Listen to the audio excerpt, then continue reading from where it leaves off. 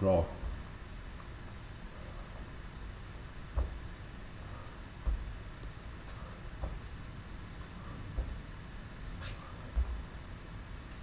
Så tar vi en vända till.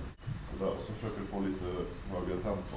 Okej. Fast fortfarande full kontroll. Som en gummisnodd som liksom är spänns och går fram och tillbaka. Och så lägger du på vridningen i höften också. Där ja, bra. Jättebra övning.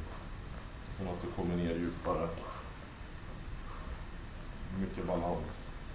Snyggt. Jättebra balans har du. Kanon. Då kör vi sit-ups. Bra.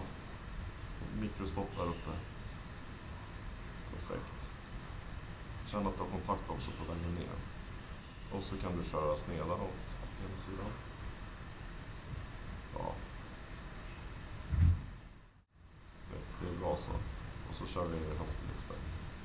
Och sträck ut. Tryck så mycket du kan med benen så att du verkligen kommer upp. Bra.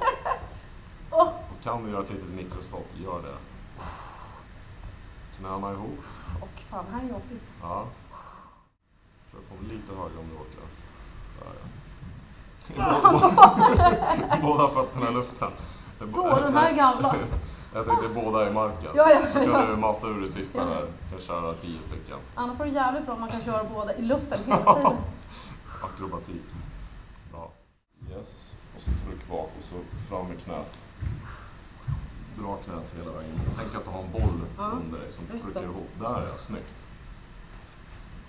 Det räcker med 10 på varje då så kan du byta över. Ah. Snyggt. Väldigt.